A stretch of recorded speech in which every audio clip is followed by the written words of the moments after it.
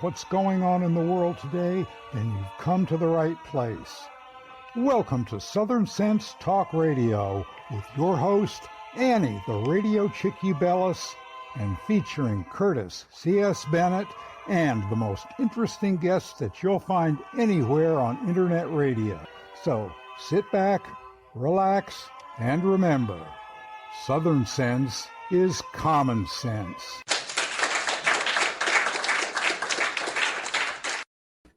Good afternoon. Welcome back to another adventure here on Southern Sense. I'm your hostess with the least mostest, the Radio Chickadee, Annie, along with my guest co-host, Joshua Perry. And Joshua, how are you today? I'm great. How are you doing? I'm just doing fine. We got ourselves a great lineup. We're starting off with Larry Sharpe. He's the National Organizing Director for American Values 2024, and he has been dealing with the Robert Kennedy Jr. campaign. He's starting the show, and then in the second half, we got a doubleheader. We got Robert Bork Jr. returning. He's got a new website, the Antitrust Education Project. I will be talking to him about that, as well as John O'Connor. You remember he wrote the book Postgate about Watergate and the Deep Throat Mark Felt. So we have the two of them at the same time. So it's going to be a lot of fun, a lot to talk about, and a lot to do. Ooh, I'm getting exhausted just talking about it. Oh, man. But I want to welcome everyone because you'll find us up on two different channels on Facebook, up on LinkedIn, two different channels also on YouTube under Southern Sense, as well as up on Twitch, X, and my homepage, which is southernsense.net. So join us there, and we will be having a lot of fun today. Man, with everything going on, the debate that was going on, and now Trump was just in California speaking over there. He had the rally in Arizona. And now it's turning around that everyone was saying, oh, Kamala Harris did so wonderful in the debate. She won the debate. The TV numbers show it. But within 24 hours, boy, did it turn around. It seems people actually listened to what Trump was saying compared to Queen Kamala Mela. And it looks like Trump's numbers have been jumping. You with us, Josh? Yes. It was quite delay. Well, like I said, it looks like with the debate, it turned around that the numbers are turning around on Kamala Harris, and she's dipping and Trump is jumping. Good. I think the American people see through Kamala Harris that she skipped on all the issues on Monday night's debate. Anytime she was pressed, it was an ad hominem attack on President Trump. And President Trump stuck to the issues. And President Trump provided the plan and reverted back to what we already know work. You know, there's an old saying, if it's not broke, or if it works, don't break it, right? President Trump's economy was the greatest we've ever seen in our country. So ask yourself, 4 years from when Trump was in office, are you better off today? Is your 401k better off today? Are your groceries cheaper today? And the answer is no. And the American people see that. And so Kamala Harris can laugh her way through a debate, but she can't laugh her way through the mistakes that her and the Biden administration have made. Well, I think her biggest mistake was on the abortion issue. And Trump nailed her to the wall on that one, really. He kept on talking to her, asking her, well, when is the latest to have an abortion? Do you believe it at 7, 8 months, 8 months, at 9 months, at full term? And she kept backing out and never answered the question. And the fact she never answered it was the answer. That's true. And President Trump, once again, also referenced the former governor Wolf of Virginia's conversation that he had on a podcast. And remind you, Governor Wolf is a medical doctor as well. So he has a Hippocratic oath that he has sworn to protect the life of anyone. And the fact that you can, and President Trump mentioned this, they called him a liar. He's not lying. It was on audio. The former governor of Virginia said that if a baby who is non-viable was born, the mother and the doctors would have a choice of whether or not to resuscitate the baby or whether or not to, he left a very vague, ambiguous statement of whether or not basically they would allow the baby to die. And President Trump referenced that, and we're told and gaslit as if we didn't hear what we know we heard. They try to make it doubt reality. Exactly. And Governor Northam was the one that did that. And he said, well, we'll just put the baby aside. Mm-hmm. we'll just leave it there and let it just die. Right. And I'm sorry, that's homicide. That is murder. Yeah, that's failure That to is act. It's that is derelict an of duty. intentional murder, which in this case would probably be first-degree murder. But that is what he wanted. Matter of fact, a number of years ago, before Virginia did this, New York State did the same thing. That up to the time of birth, that child can be aborted. It's in New York State law, which in turn, this law negated a law that we fought hard for in New York State, that if a mother, pregnant woman, if the infant was harmed, that infant we treated as if it was a full person. Right. So now if you kill a woman and the baby dies because of it, that's two counts of murder. That is the way it should be. Mm-hmm. And Yeah. Trump said correctly, and I agree, that abortion is not a federal issue. It is a state issue. If you simply read the Constitution, how the government was set up, Congress had 13 enumerated powers. Anything beyond that goes to the state and to the Correct. people. That is specifically outlined. So a lot of these laws and regulations that the government has are unconstitutional, Mm-hmm. They as was shouldn't even be proved, recognized. as was proved was with abortion. So if we start returning power to the states, Mm-hmm. we'd have less incumbents by a federal government, and then you can choose in the state that has the laws that you like. Correct. And we You have, vote with your feet. and the precedent was set when Roe v. Wade was unconstitutionally passed and was taken away out of the state's hands. And then governors failed to act and recognize it as unconstitutional. And when you recognize something is unconstitutional, but yet you act as if it is, what you're doing is you're giving justification for that unlawful passage of policy. And so because we've had so long of a precedence where we recognize something as unconstitutional, yet did not act contrary to it, that's part of the reason we're in this inflamed battle now over the states' rights of abortion. So we need more strong governors that are also going to not recognize the unconstitutional laws that pertain to that issue. Well, what the good thing out of this one with the abortion debate between the two of them, there was a huge change in voting under Catholics, Roman Catholics. While Harris still enjoys the vast majority of Hispanic Roman Catholics, male whites are now 62% for Trump, and the white Roman Catholic are more than 50% to Trump. She is losing a large margin among Catholics. And if they're doing that among Catholics, what about other Christians? Now, Right. I belong to a conservative Christian faith, and I know that with my faith, abortion to us is a sin because we are killing a human being. Well, that's how we look at it. Correct. But your religion may say something else, but that's the beauty of freedom of religion. But when you do these policies, these very individuals are also the voters. Mm-hmm. Well, we know that life comes from our Creator, the God of the Bible. And we also know that our Constitution and our Declaration of Independence and all of our founding documents highlight, the importance of freedom and the importance of life and liberty. And you can't have liberty and you can't have freedom if you don't have a life. And so any religion that would deny someone life is not a religion, but more of a cult. And so we recognize our founding documents and our founding fathers who looked back to the ancient biblical manuscripts to help found this country. And that's something we've gotten away from, and almost something that we've seemed to be ashamed of, as if it's not the reason why we've lasted for so long. Because when you get away from absolute truth, which is life is deserving to be lived, then if you can justify taking someone's life, you can justify taking away anything else, because there's nothing left to take if you can take someone's life. You destroy humanity, you destroy all of our moral values. Correct.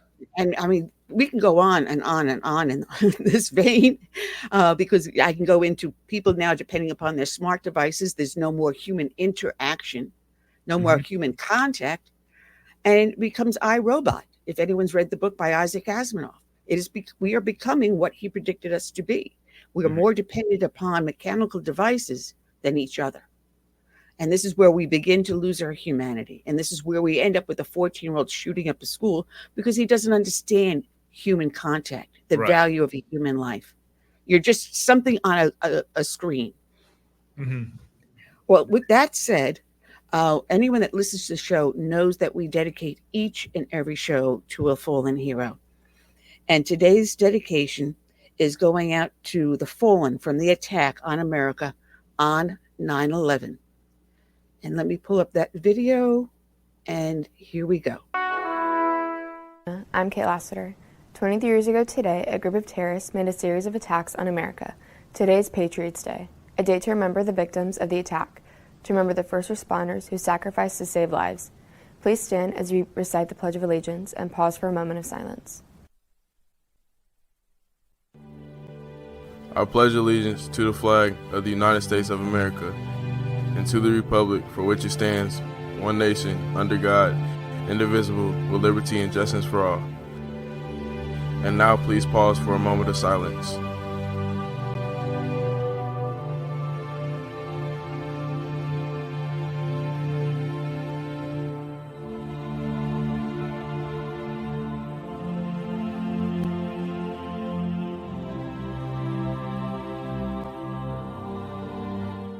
The images of 9/11 are a stark reminder of the horrors of that day, but also the strength and resiliency of the American people. Watch as we present a solemn presentation of pictures from September 11, 2001. We have unconfirmed reports this morning that a plane has crashed into one of the towers of the World Trade Center.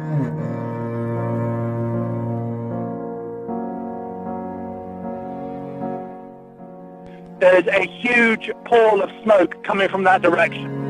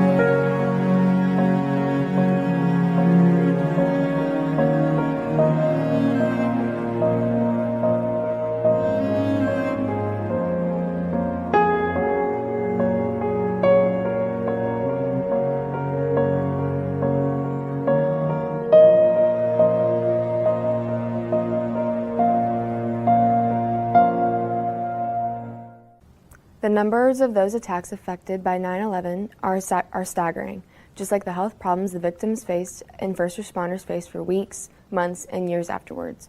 Our reporter sat down with healthcare teacher and physical trainer Derek Subject to find out what health problems the victims and first responders suffered as a result of the attacks.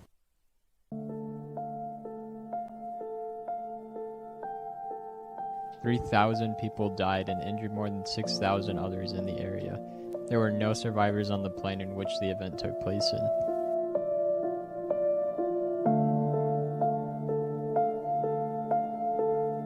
Since the attacks, airport security went up drastically, and they now question any suspicious characters. A heartbreaking day in American history nearly 20 years ago, 4 terrorist attacks caused the collapse of the Twin Towers and damage to the Pentagon. While the impact has been felt all over the nation and the world, the immediate effects to the people around the wreckage have been devastating, so much so that they continue to affect Americans even to this day. Derek Subcheck, an athletic trainer and healthcare instructor at Alatoona High, reveals common diseases that plagued survivors of the attack.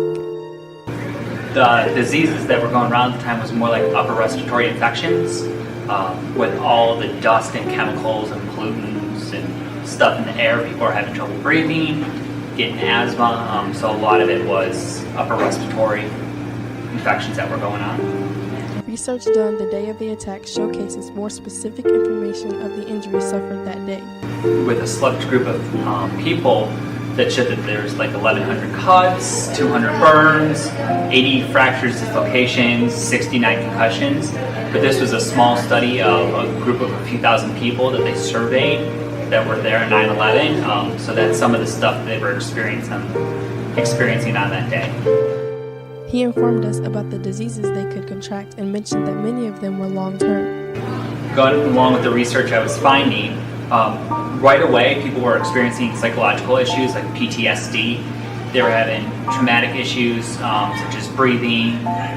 There were some concussions going on, burns, fractures, dislocations. In the long term, it turned into more hearing problems, emphysema, high blood pressure, heart disease, PTSD, cancer, lung disease. In 2016, I found a study that said there were 5,400 cases of cancer that was linked to 9/11, and there's been a lot more since then. 9/11 was a tragic event that impacted millions of Americans. Must we never forget the people who helped save others and the victims on that horrible day in America. Reporting for The Anchor, I'm Jasmine Glenn. While many felt the impact of the attacks in New York, Pennsylvania, and Washington, D.C., every American remembered where they were and what they were doing that day. Listen as Miss Andrea Stump recalls 9/11.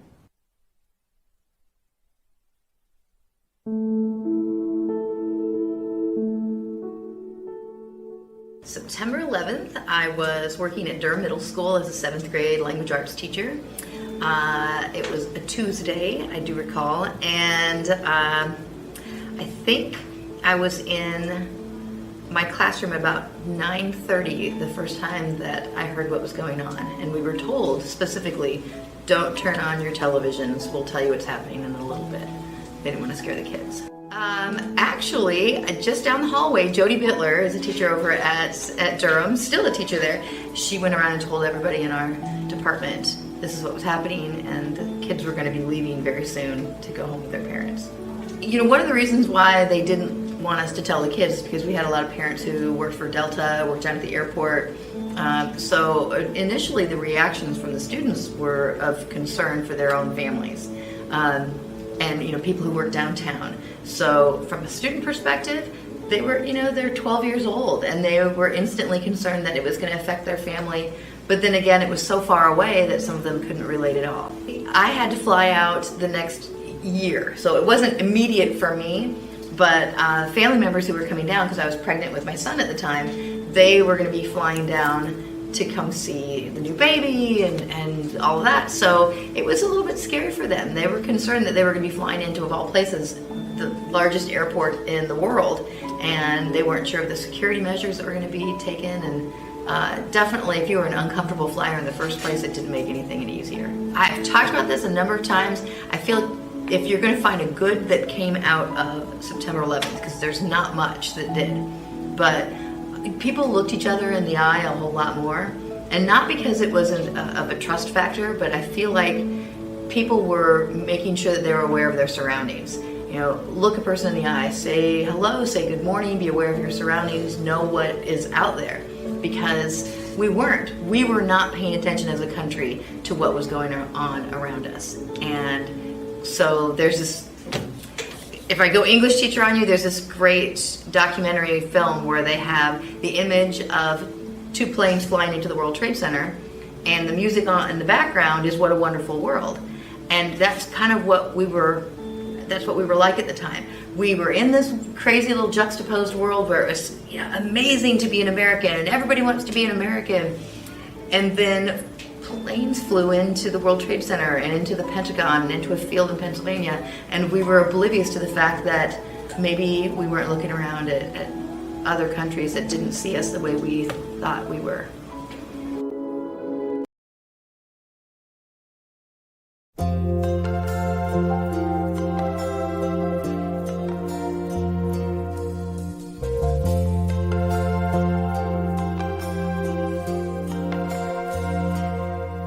If tomorrow all the things were gone I'd worked for all my life, and I had to start again with just my children and my wife. I thank my lucky stars to be living here today, 'cause the flag still stands for freedom, and they can't take that away. And I'm proud to be an American, where at least I know I'm free. And I won't forget the men who died, who gave that right to me. And I gladly stand up next to you and defend her still today, 'cause there ain't no doubt I love this land. God bless the USA.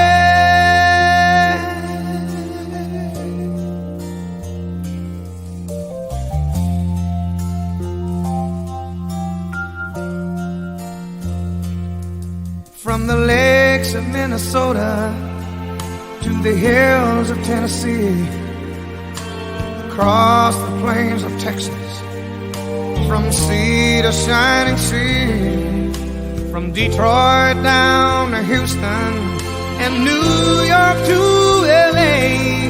Well, there's pride in every American heart, and it's time we stand and say that I'm proud to be an American, where at least I know I'm free. And I won't forget the men who died, who gave that right to me. And I gladly stand up next to you and defend her still today, 'cause there ain't no doubt I love this land. God bless the USA.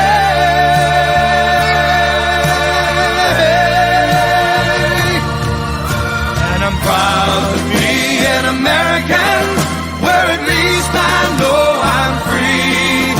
And I won't forget the men who died, who gave that right to me. And I gladly stand up next to you and defend her still today, 'cause there ain't no doubt I love this land. God bless the USA.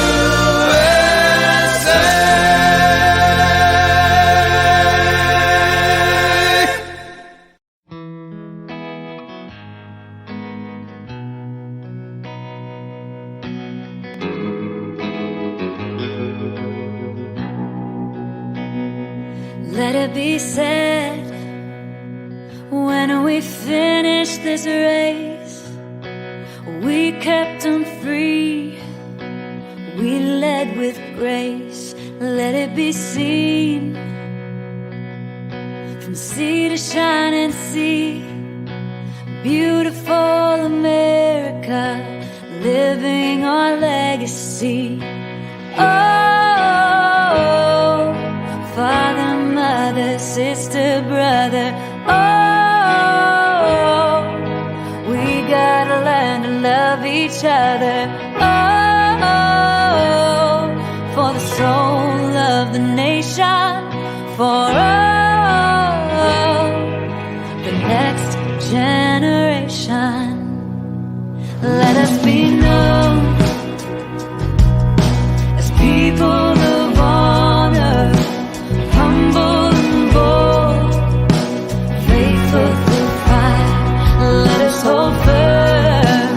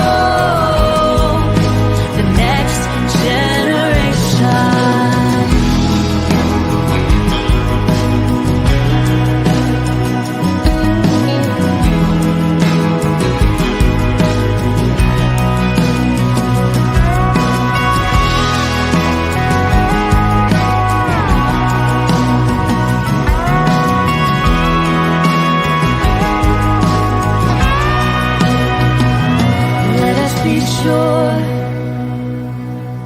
When our time has come, we gave them hope. We made them strong. Let it be said, when we finish this race, we kept them free, yeah. We led with grace. Oh,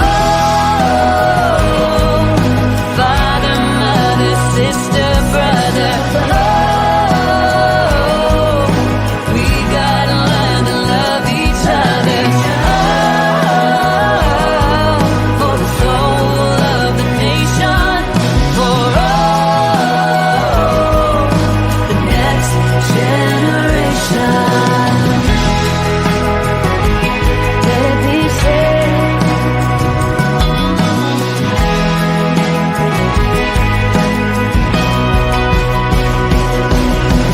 Oh,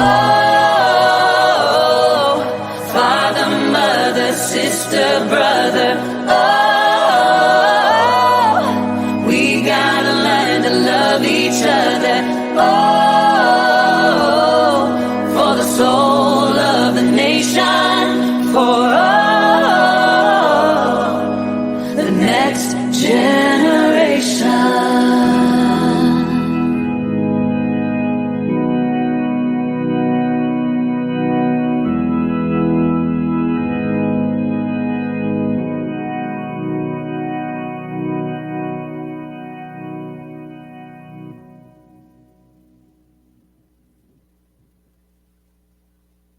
All right, and we're back. The first song was from Lee Greenwood, God Bless the USA, and the second, Soul of the Nation. Now, before I bring our next guest on, I'm going to play a little clip so that he can have a little fun as soon as he comes on. Here we go. Hey, everybody. A lot of people are asking me if they live in a red state or a blue state, should they still be voting for me? What about swing states? The answer is easy, no. No matter what state you live in, you should be voting for Donald Trump. And let me tell you why.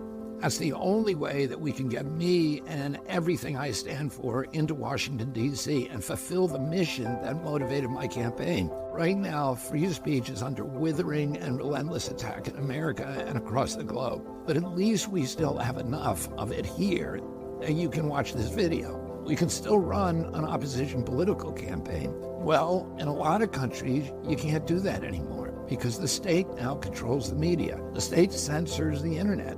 Brazil just banned Twitter because Elon Musk refused to censor user speech. Kamala Harris says that Musk better behave himself or he will, quote, lose his privileges and it should be taken down. They are directly speaking to millions and millions of people without any level of oversight or regulation. And that has to stop.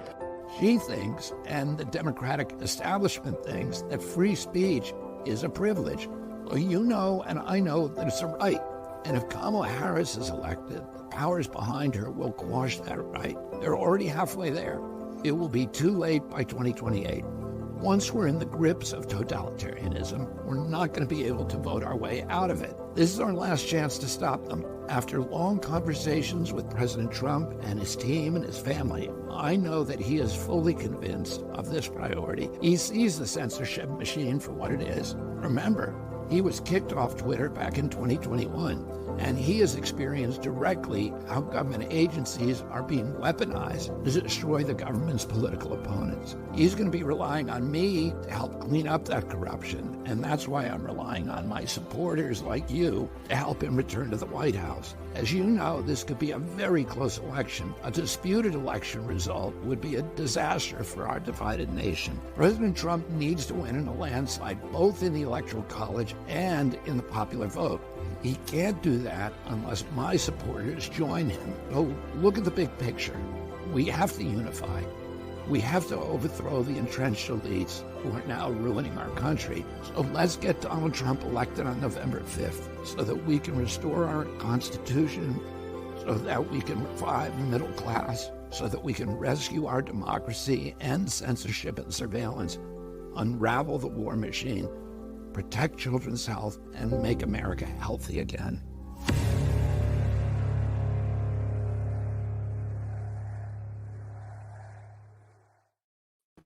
All right, and we're back, and welcome. We have our guest co-host Joshua Perry and our guest Larry Sharp. And make sure I get this correctly. You're the National Organizing Director for American Values 2024 that people can find at av24.org. Good afternoon, Larry. How are you today? Nicely done. Thank you so much. Yes, that's actually very true. Yes, you go to av24.org if you want to see what we're doing. Yes.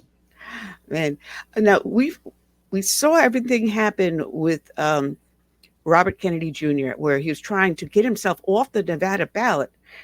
And all of a sudden Nevada's saying, no, you can't do that. Wait a minute. I'm putting myself out there to run. If I decided no longer want to run, why are you going to leave me on the ballot? Well, here's one of the biggest issues and one of the greatest reasons why I'm very happy that Bobby Kennedy Jr. decided to run in the first place.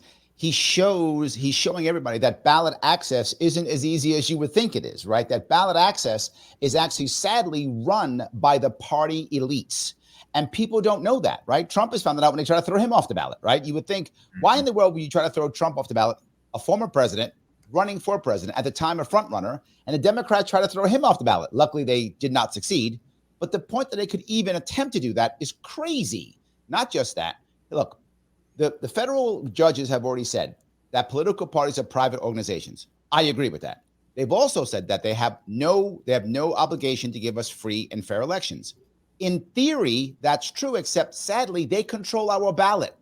They control who gets on the ballot and who does it. And it's not even the Democratic voter or the Republican voter. It's just the party bosses. So the party bosses decide who gets on the ballot and who doesn't get on the ballot. And sadly, if the Democrats think it will help Harris for him to be on the ballot, they will leave him on. If they think it will hurt him, they will take him off. They won't care about actual law or fairness or the Constitution. They will care only about power. And I think that what you've just said shows that to be true. Yeah, it is so strange because you're entrenched in American values of fairness. And yet we find every time we put our trust in someone or something, we get our feet knocked out from underneath us.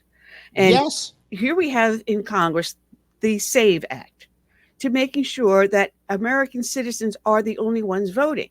Yep. And yet we've got the Democrats fighting tooth and nail to kill the SAVE Act. Oh, wait a minute. That's right. We have somewhere between 21 to 50,000 illegal aliens residing in the United States. Millions. Yeah, there we go. Okay. Yes. I'd be happy with 50,000. That's fine. That's good. See, when I hit my head like that, I knocked it out. And not to mention, many of them are now permitted to vote in local elections in Washington, D.C., in our own nation's capital. Yeah, what's happening is that they're fighting to make that happen on a local level. There's no way that can work at a national level, right? The Constitution would stop it. So they're trying to fight that on a local level. And the problem with that is, look, if you're telling me you want localism, I understand that conceptually, right? Again, this is theory versus practice. In theory, localism is great. I like that. But localism should still be for American citizens. Right. That's the piece, right? If you want to say, well, my community would prefer X or my community would prefer Y, that's fine. I think that's wonderful. But it has to be citizenship. And if you can't find an answer for this, again, we're talking theory versus practice. In theory, do I mind immigrants coming to our country? No, I don't at all. But we have no plan. We have no way. We have no way of supporting them, knowing we don't even know who comes across the border. We have no way of controlling it. Mm-hmm. If you want to have vibrant immigration, fine, no worries. But you've got to have it to where you know who's coming, how they're coming, where they're going, what's their pathway, who can we throw out? And we have none of that. And I think you're totally right. All of a sudden you get people who are going to be giving out something that say, hey, I'm giving you something, whether this is a right to vote or whether it's actual dollars. Here in New York where I live, it's actually debit cards. If they're actually giving you things, they're more likely to vote for you. You're giving them stuff. I get it. If I was them, I might do it too. Well, as you can tell, my dialect happens to be New Yorker, even though I'm living in the South. I retired out of... Many of us have done that. My mom actually retired in South Carolina. She couldn't live here. Well, the taxes, the weather. But I don't know if you were aware, I retired out of NYPD. And there we go. Yeah, right over, of course, the Williamsburg Bridge.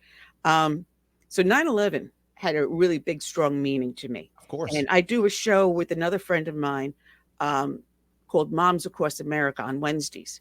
So when we did the dedication, well, there was no dedication because this is someone else's network. Who was the person? Well, the person I was speaking with as a guest co-host was Lucretia Hughes.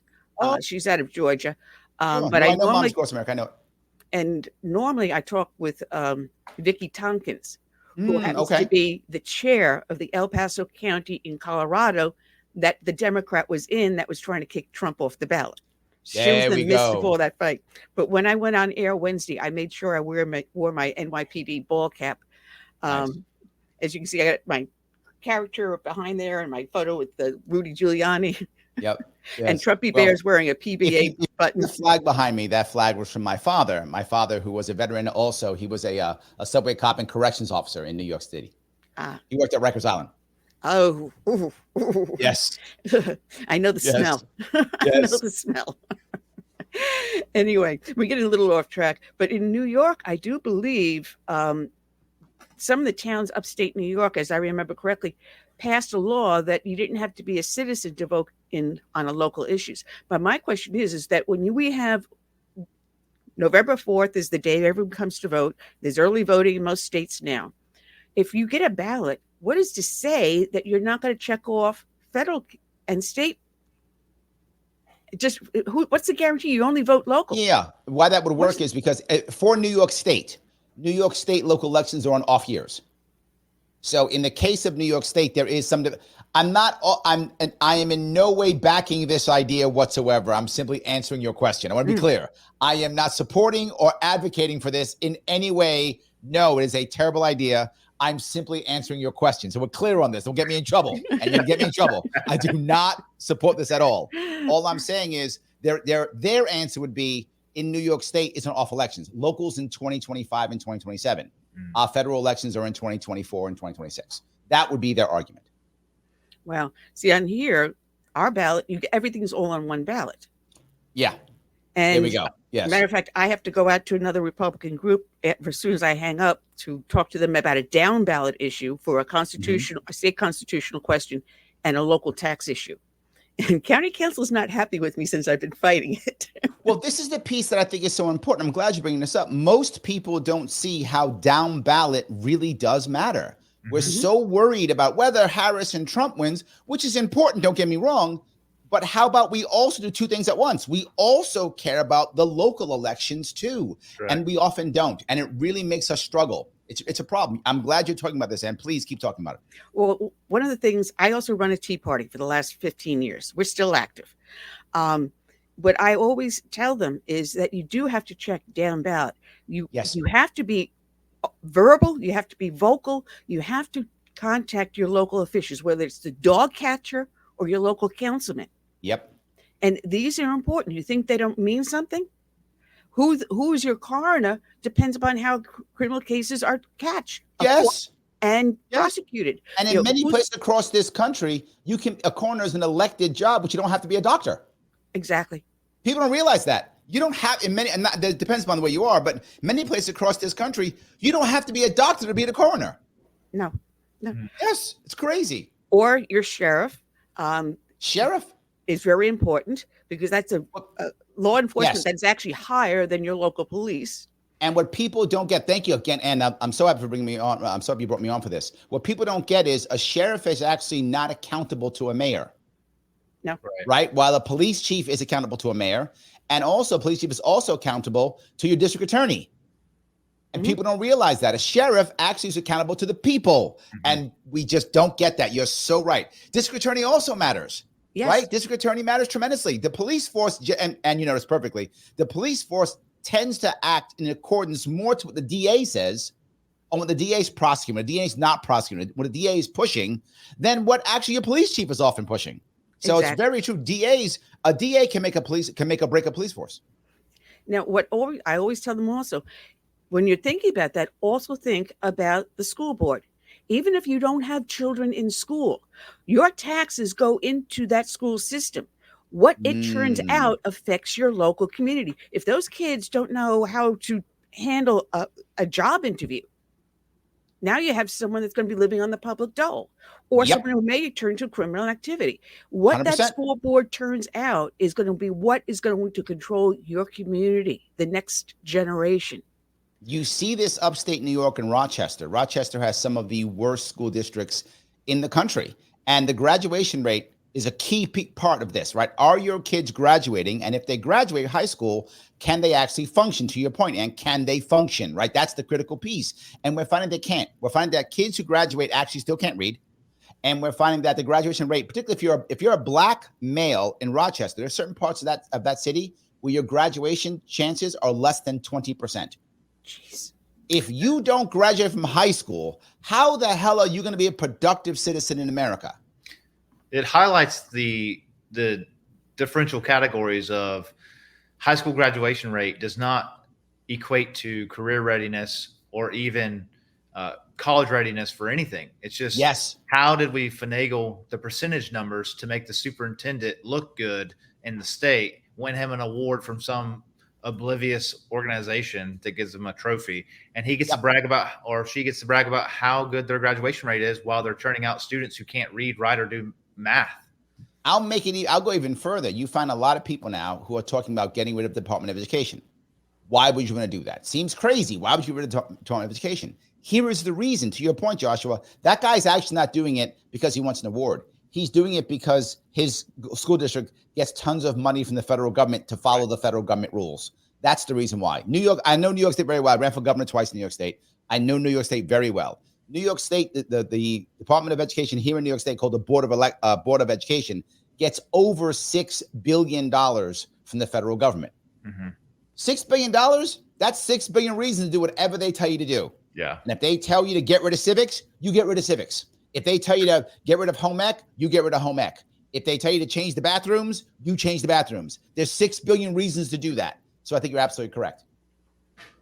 I live in Florida, and the county that I'm a registered voter in, we vote for our superintendents. They're not appointed by the governor. Oh, nice.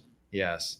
And but there's always a bragging of graduation rates across the state, but graduation rates don't equate to anything. It just means that you were able to work the system, put them on a different graduation plan, and maybe you took them off a 24 credit graduation plan and put them on an 18 one. And then you had them to hide your dropout rate, you have them register as homeschool students. Right. Then there's no accountability of whether or not they're doing their job. Not that we want the government to come in and hold homes accountable, but we know that these students who are failing in our classes often go back to homes that don't have the means or the necessities, because they're oftentimes in single parent homes who cannot make sure that they're doing the schoolwork. So then you have students who are set up for failure. Yes, I mean, very often if a child is failing horribly in school, it's because their home life isn't so good. There isn't a mom or a dad who cares and wants to check them and make sure things are going well, or that's often the case. So now our answer in this case is, oh, great, send them back to that. Right. Exactly the opposite thing, right? You want, one of the biggest issues we find, and this is kind of controversial to say, but I think it really matters, it's positive male role models. We are lacking a lot of those in education, in school systems, across many areas of our life. We're lacking positive male role models. I know. I joined the Marine Corps when I was 17 years old. I joined the Marine Corps because, and looking back now, I did not know it then, but I did it back then because my father had passed when I was a kid. I was 11 when he died. I was desperately searching for positive male role models, and the Marine Corps gave me that. And I for some reason, absorbed to that, and I wanted it. Again, then I didn't know why. I just thought, I'm going to be cool, is what I thought back then. But in reality, I look back, I was looking for exactly that. I think our youth today, this is girls and boys, right? Girls and boys are looking for positive male role models. If you don't have them in your household, you need them someplace else. And we don't find them in school. School is heavily feminized. There's hardly any male teachers, hardly any male administrators. So where are the positive male role models? We require more of them. And it's hard for a male to, even a positive male role model, to be in those communities and work in those settings, because we're in such it's toxic, too happy world now, to where even as a man, like at my church, I wouldn't want to be, you just as a man, you immediately think, I want to avoid any type of situation where someone could even make up something about me, So then you have men avoiding children, but those children need those male role models. And it's funny, I'm thinking about this now. And when I was in high school, we had shop, we had carpentry, Yes. we had welding. A lot of those programs have been taken out. All gone. Yet, look at your construction worker. When I was growing up, I grew up in the 90s. I'm 35 years old. So I grew up in the millennial generation that was taught you must go to college to have it, Yes. to be successful. Yet, I would venture to say that all of my parents, the men in all my parents' generations and before them, can do fractions, division, and read a tape measure and do mathematics without any college degree better than most people with a college degree today. And without their phone, they can just do it. They don't need a phone to do it. Yes, I know. I'm that generation. I'm in my 50s. I'm that generation. I grew up in the 70s. Bunch of kids. You're all a bunch of kids. You got us beat, huh, Ann? You got us beat. Yes. All you have to do is wait. Thankfully, I grew up when we still use cash a lot, But if you go today and the cashier doesn't know, the cash register's down, ask for change back. They will lose their minds. They don't know how to have no idea. No. Yes. Just to say, the generation I graduated with, it was the bicentennial. And the other day I was in an office. I was at the bank, and the woman was writing some figures down, and she's trying to total it up. I'm looking at it upside down. And I said, well, the answer is da, da, da, da. And she looks at me, pulls out the calculator. Yeah. So if I can look at something upside down and add it up. Yeah. I mean, we are not putting the effort into these kids that should be. Instead, we have the woke society that is telling them that you're really not a boy, you're a girl. And you're telling them that they can have all these things done and live all these special ways, feel good ways at the moment. But a child cannot drive, cannot smoke, cannot vote, cannot drink. And you expect them to make an adult decision before their brains and bodies are fully developed. If the brain is not fully sexually developed until the age of 26 or 27, how can you make an informed decision about who you are? Right. No, we've lost the ability to even think, going back to the calculator. You take that on a macro scale, people have lost the ability to reason, to think, and how to compute just basic logic. For example, soft skills or hard skills, like going and getting a dictionary, a thesaurus, an encyclopedia. Many students have no idea how to even use those tools today because everything has been stripped from us with technology of we can do this. And I'm not the person who hates technology, but there is a self-accountability that's taken from us as a human to put effort into something. And if you can just go to Chat GPT and write your papers, there's no ability to think on how to or reason. And it's not just in high school. This is from kindergarten all the way through medical school now. Yeah. And the idea that taking a test is what matters, right? That piece is what drives me crazy. I'm not against people taking tests. Good. There are ways of measuring people by taking tests. Awesome. Right. That's not necessarily a bad thing. But what I am concerned about is that being the end all be all, right? Your ability to take a test does not say you will be successful or not.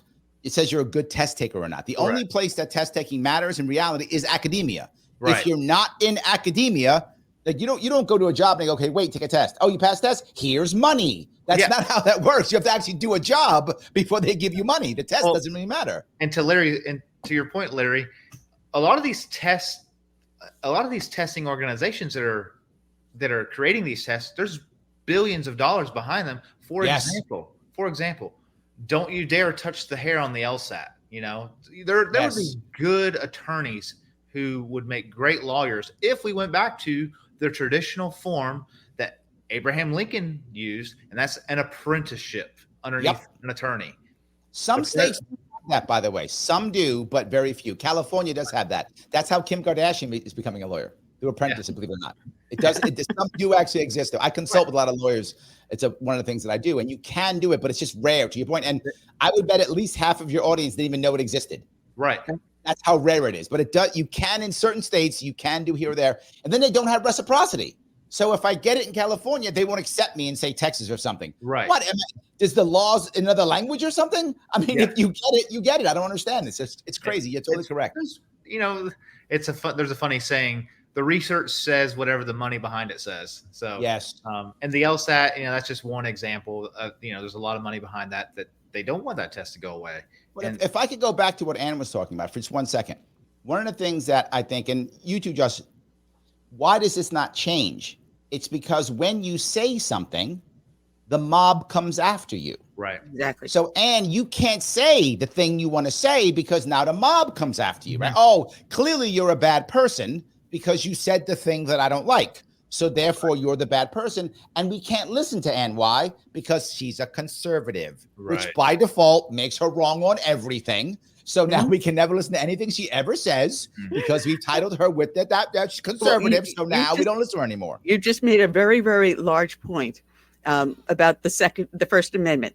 Yes. Freedom of speech, freedom of religion, freedom to protest, freedom to petition our government. Everyone should know the 5 freedoms in the First Amendment. People can't recite them at all.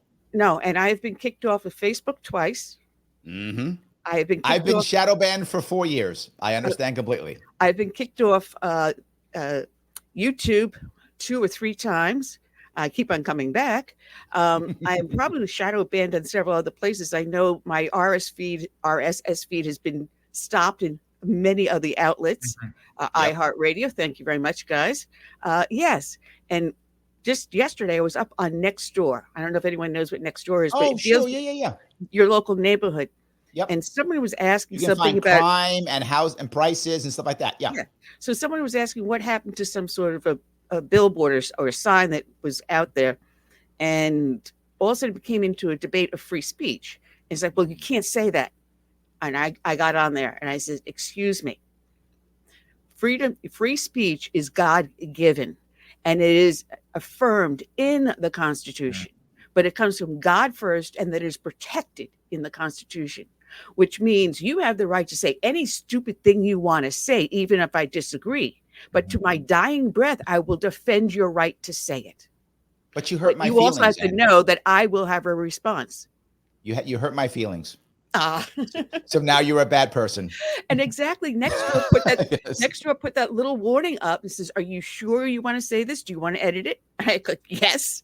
And I put below it, let's see how fast they take it down. It's still up today. And part of that is, I would say, is probably our fault, because we have tolerated being told what we can and cannot say for so long. So that way we don't hurt someone's feelings. But yet the people who are shouting, you can't say that, or are also shouting to you what you can't say and affirming what they can say. So they're dictating what you're allowed to say. And if you say, okay, I won't say it because it hurts their feelings, they're just going to keep chipping away at that. And that's the problem. It's not mutual, right? That's the problem. Right. The average person doesn't want to hurt somebody's feelings. We don't actively want to hurt somebody's feelings. Unless something's wrong with you mentally. Correct. Yes. But you want to say what you feel, and you would like to say it in a way that would not hurt somebody's feelings. And if they were the same way in return, you can have a civil conversation. Right. But that's not what happens. To your point, Josh, I try to say what I want to say without hurting your feelings. You call me some horrible name and make me feel bad and shame me. So now I have 2 choices. I shut up and walk away, and many people do that. Or I yell back at you, and now we're both jerks. Right. And now it's turned into, you're allowed to say whatever you say based on the color of your skin, Yes. Like, oh, this is a non-white space, or this is you're coming from a place of privilege. So the communists, or it's a non-male space. Right.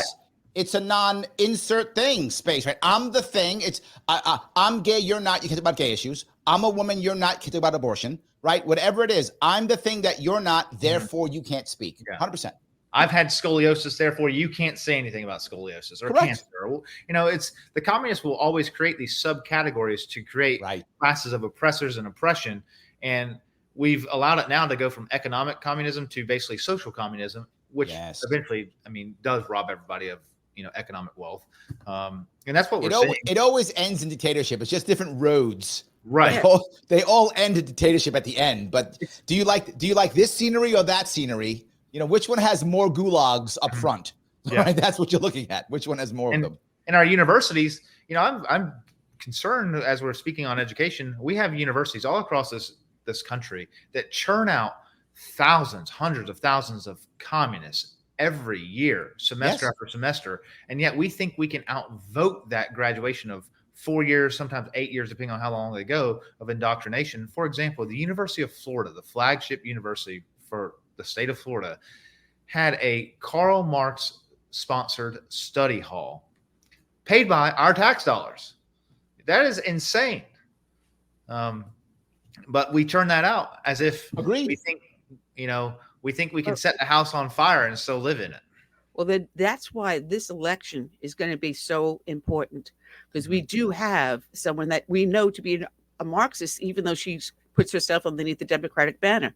And if you remember, it was about 20 years ago that the Communist Party in Congress, there is a segment of that actual Communist Party in Congress actually openly said that they were. Hillary Clinton openly said, I am a progressive, just before she ran for Senate. That's what Orwell would call newspeak, a progressive. Yeah, they are now coming out of the closet and openly professing what they are and who they are. So we have a known Marxist running for president. Well, I want to give a little pushback, if I could, on this. I don't think she's actually a Marxist. I think it's something a little bit different. Hear me out before you get mad at me. Hear me out. Okay. I think what she actually is nothing. She is whatever is around her to get elected. I think she is that's why her positions change every 5 minutes. She's for guns, then she's against guns. She's for Medicare for all, then she's against Medicare for all. She wants to do this and she doesn't want this, right? I'll destroy all insurance companies. I love insurance companies. We should bomb the people. Don't bomb the people. She is whatever. It doesn't matter. I feel she's worse, which is why, if you remember, why the Democrats got so excited when she picked Waltz as her VP, because Waltz is a Marxist. Yes. He is a communist. Openly, he actually believes in that stuff. She's like, what'll get me elected? Oh, do we like them now? Okay, I like them too. She, I feel, is the perfect, it's going to sound terrible, but she's the perfect puppet because she will just do what is required to stay in power. Waltz actually, though, is what you're saying. And so when the left saw that, they went, okay, good. She'll do what he says. Now she's basically a Marxist now. We're good. Okay, we're good. She can say the speak we want. Doesn't matter. We got Waltz there. That's how I see that. Okay, go yell at me, Ann. It's fine. No, I apologize. I'm looking at the comments that are being popped up because there are people in the chat room. And like I said, it's on my homepage. It's up on Facebook, LinkedIn, YouTube, Twitch, X.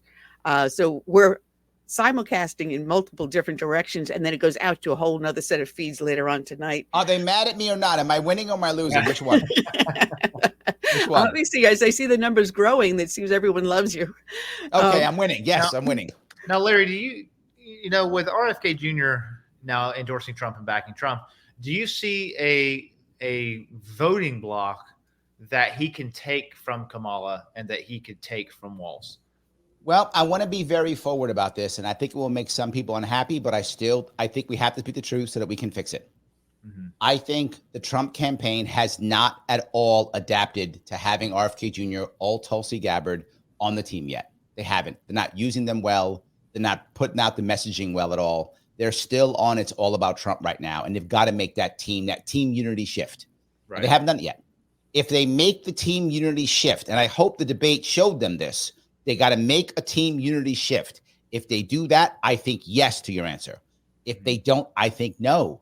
I think they have to make sure that the worry is, right? And as someone who supported RFK Jr., the worry is this real or not? Tulsi supporters, is this real or not? I think Trump has got to have more of a message of, hey, yes, these guys are with me, more of that unity piece. If he does that, I think he'll get a whole lot more people in. Elon Musk supporters too, right? He has Elon Musk, right? Vivek supporters, right? All of those people. I think he has to have the thing that Trump has done well this round compared to Harris. Harris has done very well when it comes to celebrities. She's been very good at that. She's got tons of celebrities. Taylor Swift. Hollywood types. Yes, Taylor Swift. She's done very good. I know people like to hear that, but I'm just giving credit where credit is due. She has done well with the celebrities. Trump has done well with actual politicians, with actual policy people. He's done well putting an actual team of rivals together. Now, what her team has done well is put the celebrities out there. What Trump's team hasn't done well is put his team of rivals out there. If they turn and do that, I think yes. If not, they're going to struggle.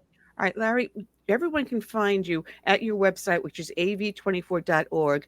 And you have a podcast that you see that you do called The Sharp Way. I do. If you want to look at research Larry Sharp, that's it. Just Larry Sharp. I'm on all the things: Twitter, Facebook, YouTube, Getter, you name it. I'm there. I'm on all the things, and I do a podcast almost every day called The Sharp Way. But Larry Sharp on everything.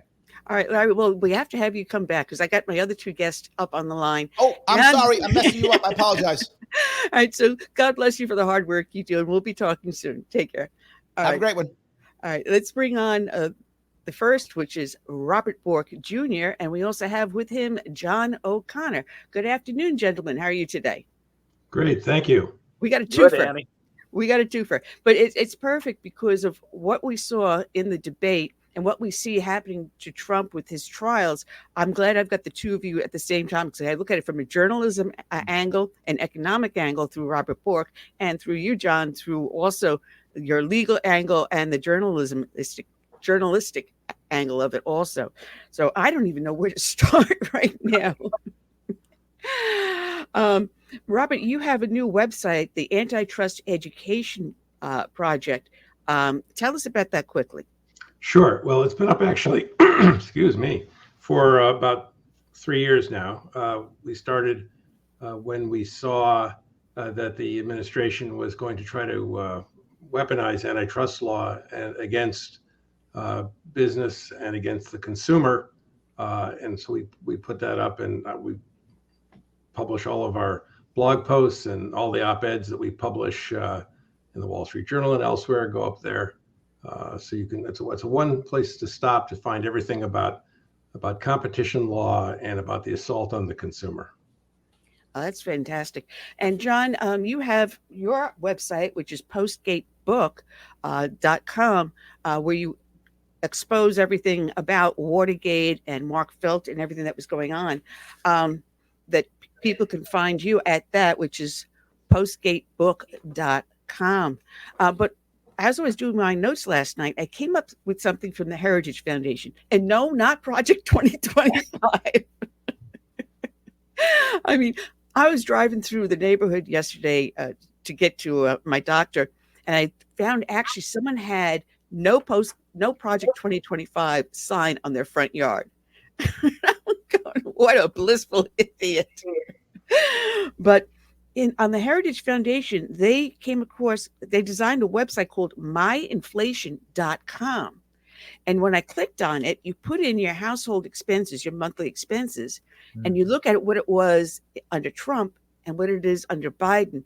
And I flipped. My expenses, household expenses, actually are $2,000 a month more than they were under Trump. And I mean, I found this amazing because no one's really talking about that. Why don't you take that, Robert? Well, we talk about inflation all the time because so much of what this administration wants to complain about is inflation. And I'm getting some weird feedback here, but anyway, this administration wants to complain about inflation without taking any responsibility for it. They want to complain about food prices without explaining that in the previous 20 years, food prices sort of gently ratcheted up about 2.5% a year. And then when they came into office, it shot up about 25%. So it is, in fact, a product of the Biden-Harris administration. And I suspect it'll be a product of a Harris administration, should that happen, that inflation will continue, that food prices will continue to go up, that shortages will occur because she wants to control prices. She wants to put price caps on things, which will only result, you can't repeal the law of supply and demand. It just works. And if you try to do it, what you're going to do is create shortages. Mm-hmm. You're going to create bread lines.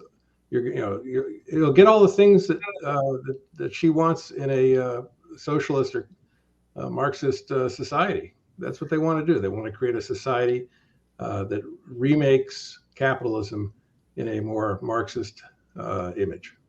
Well, John, do you want to jump in? Sure, I do. As to what Robert was saying, there's a brilliant piece by a book by a Manitoba professor, Vaclav Smil, who shows that just a simple thing like a tomato, which you think has nothing to do with fossil fuel, that tomato will have 5 tablespoons of oil that must be paid for in order to get that tomato to you. So if the price of fossil fuel goes up double or triple, that's a big component of that tomato. That may sound funny, but that's a bit. It's transportation, it's fertilizer, and so forth and so on. So not only did this administration give us 2 ridiculously expensive and unnecessary trillion-dollar bills that essentially were unnecessary and counterproductive and probably kept people out of the workforce, they also stopped new oil leasing and so forth, and immediately the markets anticipated lack of supply and the prices shot up. So we are all affected by this. Then, of course, the mortgage rates goes up, the T-bill rates go up. Everybody's paying double for everything, in at least in terms of interest rates. So it's terrible what they did, and I think it's great that a fellow like Robert can let people know what's happening in that regard. I wish, as we all do, we wish President Trump could carry that case better to the public in a very simple way, and he's very good when he wants to be simple and direct. Everybody's frustrated by his debate performance except the voters. An awful lot of voters who are not pundits said, you know something? I like what he said. He's talking sense. He maybe did not score the debate points that many of us wanted him to do. Oh, he should have turned on Kamala and exposed this or exposed that. But all that really we can say about this is maybe he didn't kill her as much as he should have. But at the same time, I'm not so sure she's made her case to the public. And I think these allegations that have come out now, which do not surprise me, I've bet people that ABC would give Kamala the questions in advance. And even though they pledged not to, they specifically pledged not to, contrary to what happened earlier when nobody had pledged and Donna Brazile got the questions to whatever. But in this case, they explicitly promised and then broke the promise, and also did not fact check her. When they fact checked Trump, they were wrong. Their fact checkers should be fact checked. Yeah. But in any case, I think that strangely enough, this debate didn't do much damage to Trump, and the only thing it did was it did not kill Kamala. And the game is still on as to whether or not the case can be shown that she really has some terribly leftist leanings and really has no plans that at least make any sense to me. So I think she has plans, by the way, that vaguely will do what Bernie Sanders tells her to do. She loves Bernie Sanders, doesn't she?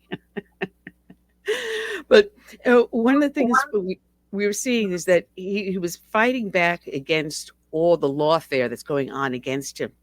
And Merrick Garland went into some sort of a tirade yesterday. And I was listening to, just shaking my head as he's condemning anyone who dares speak out against the Department of Justice. And yet this is the same Merrick Garland that appointed Jack Smith as a special prosecutor without having him confirmed by the Senate. So he's an illegal, unconstitutional special prosecutor going after a former president, and yet we can't criticize the Department of Justice. That doesn't make any sense, does it? Well, let me add here that the 2 worst cases, of course, are the state law cases. The Fani Willis case in Fulton County, Georgia, and the New York case. Now, can we blame Biden and Garland for those, which are terrible cases, everybody would admit, especially the New York case? It's just baseless.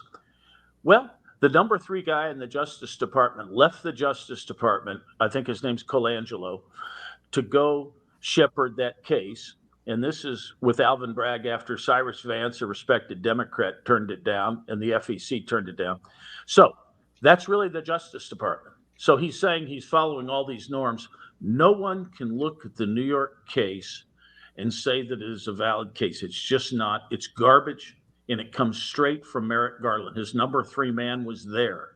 So that's why he was there. Now, of course, they had Fani and Nathan Wade, I believe, at the White House telling them what to do on the case in Georgia. And of course, both of these state law cases deal with federal elections in one way or the other. And I think there's a preemption issue. I think I would let Robert talk about that more. And his father, I think, would be whirling in his grave about that. Robert, would you like to address it? Go ahead. No, I think John pretty much has covered it. And I apologize, by the way, I'm having internet issues here. So I may be here 1 second and go on the next. But look, I would only disagree that they had Donald Trump dead to rights on the, I think, on the obstruction on the papers, but they never chased that as seriously as they might have. Let me jump in, Robert. I have written several times, and my articles are on my post. I've said that case, there are 8 counts, 33 to 41, the 9 counts now, that are very good counts. Now, let me just say that. And I think they were entrapped by the archives, but nonetheless, you can get suckered into something and you still commit a crime. So those are crimes, okay? And they were lucky that Garland did it so ham-handedly that they overcharged and appointed Jack Smith. But you are correct. You and I are on all fours. I'm not saying that the Mar-a-Lago case is a bad case. It's not in those 9 counts. But it's the state law cases that prove Garland is not this nice guy that's going straight down the letter of the law. No. If all he charged was those 8 or 9 counts, which they should have done, it would have been a rifle shot to get Trump, and they could have gone to trial in 2 months. So he blew it there because he was so intent on overcharging Trump. But nonetheless, you are correct. You and I are in agreement with that. Those are good charges. Well, they're like the gang that can't shoot straight, you know.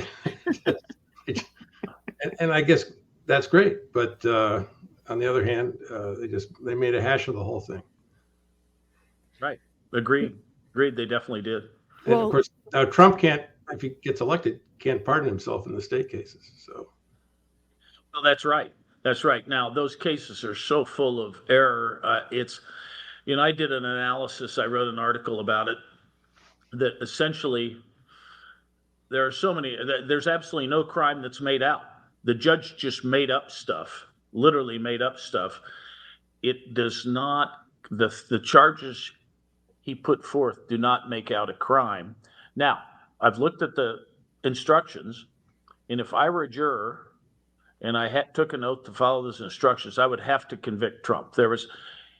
He asked them to decide one of 3 things, each of which was true. You know, is the sky blue? Does the sun come up in the morning? Or, is God Almighty? And if you picked one of those 3, you convict Trump. And it looked very good to the jury.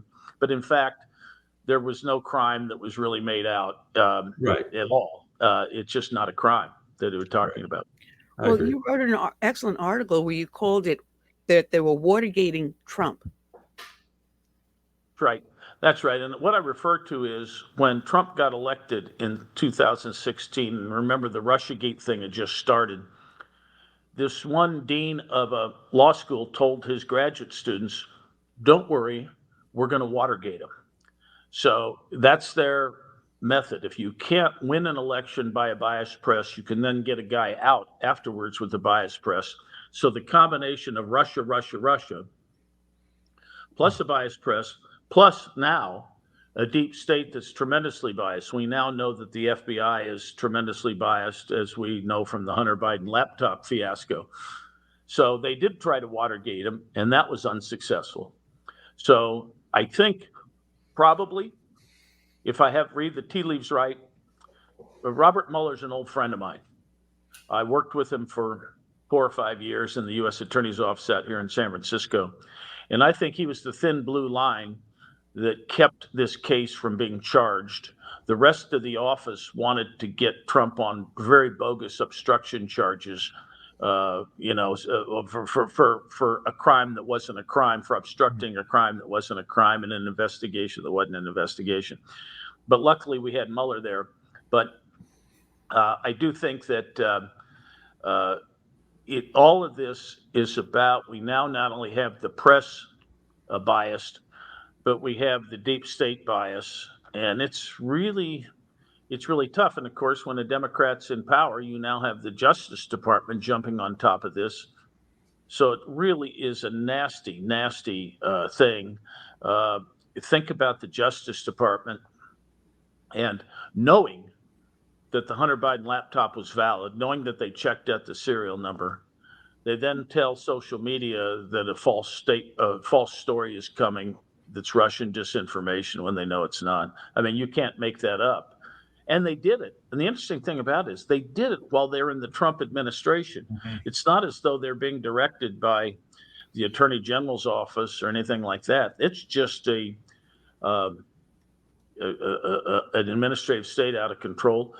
Comey, while he's the FBI head, decides that he's going to be investigating his own boss without any crime being alleged or charged. He just made book on him from the beginning. He had people, eavesdropping on their meetings and writing things down and sending people into the White House to try to for instance, to try to trap Michael Flynn.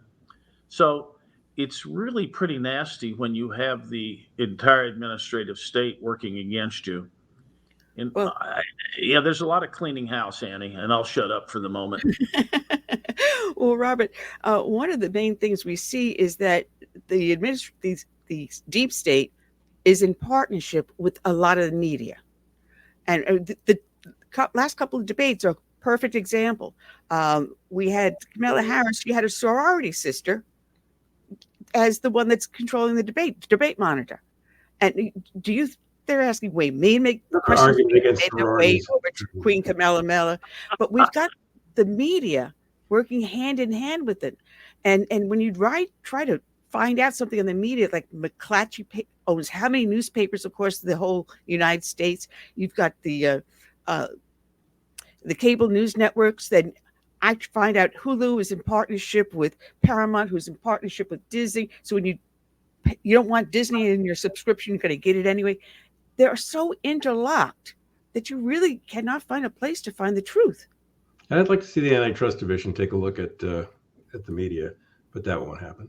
I was a reporter for a number of years. I quit in 1987 over these issues. So you can only imagine how much worse it has gotten in intervening time. The media has always been biased. Now they're just openly working for the Democrat Party for socialism in general. I don't think they even understand quite how biased they are. I think they just have taken a side, and that is the side. There's everybody else who may have a different point of view is just not welcome to be covered. It's impossible to find conservative output unless you're getting something like the Epoch Times, which everyone gets crazy because I actually get it delivered to my house still.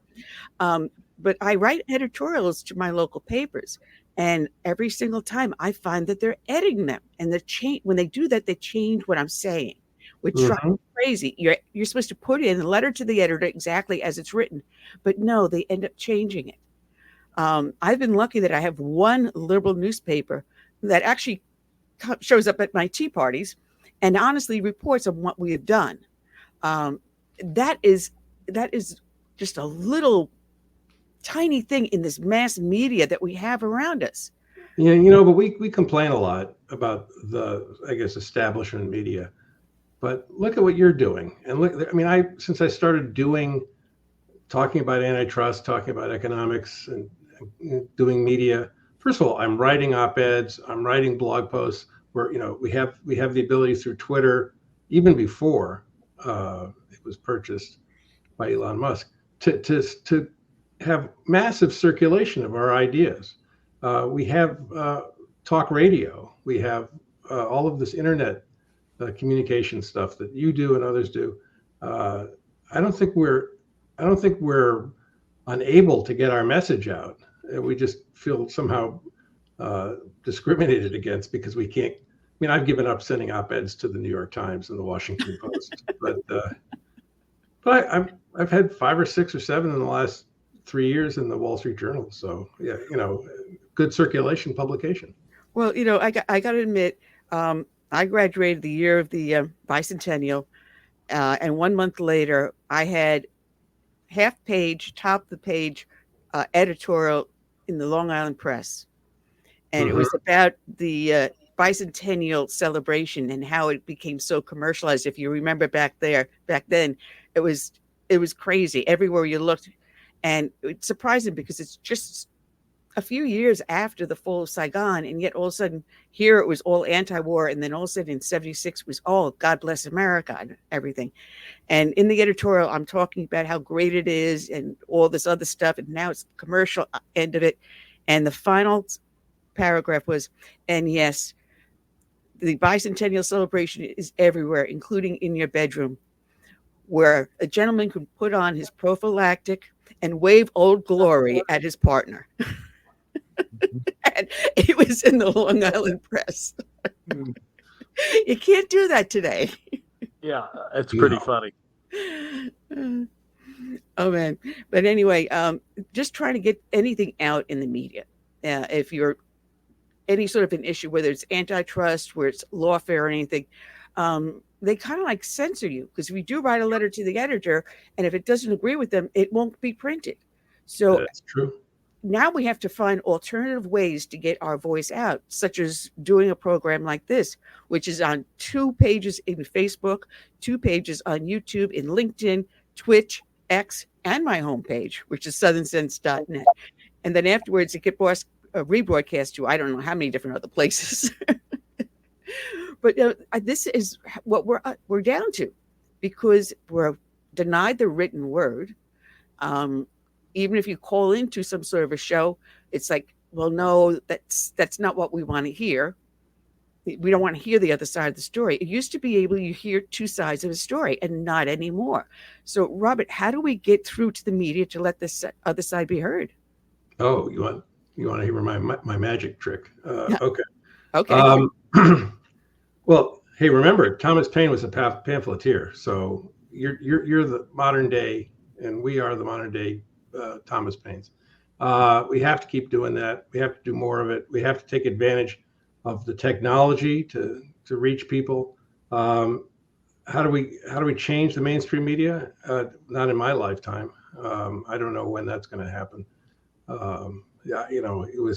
I started as a police reporter in Columbus, Georgia, and it went to hell from there. Excuse me. And ended up at U.S. News and World Report, which used to be a decent publication. And when I was there, I was trying to get stories published that Dave Gergen, who was my editor, would not allow me to do about labor unions and trade and stuff, because it even as a so-called Republican or conservative, he was opposed to a lot of the ideas I was trying to put forward. I was trying to be a journalist about it and cover both sides to make sure that the side of the stories about international economics and the dangers to the United States got in, but I could never get them in. Luckily, I found something else to do, and I decided to get off the bench and into the game. Well, but John, as we know that we do have lawfare going on against us, look at what they've done to Peter Navarro, who has been on the show here a couple of times, and Flynn and other members of Trump's camp. We're starting to see pushback now, people talking about it, and it's starting to come out in some of the media. But is there any hope for us to stop this and reclaim the fairness of the law? Well, the only way to do it is to keep talking about it. And it's only effective if enough people rise up and protest. Now, I'm convinced that can work, but it takes an effort. For instance, today, people now cast a jaundiced eye at anything the press does and cast a jaundiced eye at the moderators in this debate, which wouldn't have happened 50 years ago. Of course, the press wasn't as quietly, overtly biased 50 years ago, but it took people a long time. While we all accepted the Watergate verdict from the press, which I say in my book, Postgate, was not deserved. That was a product of a very biased press, which knew more than the Nixon administration and concealed all the facts it knew. But over time, it's become clear that the press is biased, and finally the public catches on. And, as Winston Churchill said, a lie gets halfway around the world before truth gets its pants on. And that's what we've got here. It will take time. It will take time, but we have to keep talking about it. And we have to make sure that lawfare is not effective because of that. And then it might cease. And it also, if it does bear upon the reputation of people like Merrick Garland, it will cease. Right now, he thinks Merrick Garland is engaging in lawfare, and he thinks he's probably winning. At least he knows he's in a fire. He wouldn't have come out the other night and done what he did. So that's actually a sign of progress. In the past, he could just be very smug about it. Now he knows he has to fight to claim his reputation. And about half the country believes him. But like Abraham Lincoln said, you can't fool all the people all the time, and that's what's happening now. Well, we're down to our last 2 minutes. This show has gone so fast. We've had so much fun. I'm glad I was able to get the two of you together and looking at it from the economic and journalistic angle and looking at it from the legal angle. I'm hoping that we get out of this. Early voting has already started. I tell everyone, go out and vote and bring people with you to vote, people that are legally eligible to vote, to bring them out. And if you can't get the early voting, show up on election day and make sure you look down the ballot, not just the top, all the way down the ballot, because what happens locally also affects what happens nationally. So, John, thank you for joining us. People can find you at postgatebook.com. And Robert, postgatebook.com. And Robert, you have your website, Antitrust Education Project, that they can find you at. God bless you, men, both for the hard work you do. Okay, Nanny, I hope this election will be fair. There's still some problems out there with some of the endemic problems from the last election, and I hope substantial fraud will not occur. But there are some, we haven't corrected a lot of things. So Exactly. Here's hoping. Here's hoping. Thank you. And Robert? Thank you very much. Yeah, just thanks very much. And let's hope that the next administration actually walks back from trying to take advantage of the consumer and hurt our economy with a bunch of dumb socialist ideas. I hope so. God bless, gentlemen. Thank you very much. Thanks. All right. We're actually down to our last few seconds here, Joshua. We will be back with great guests again next week, same bat time, same bat station. So tune in to southernsense.net. And Joshua, thank you for hanging in there all day and excellent. Thank you very much. All right, guys. And that's all we have. We say good night and God bless.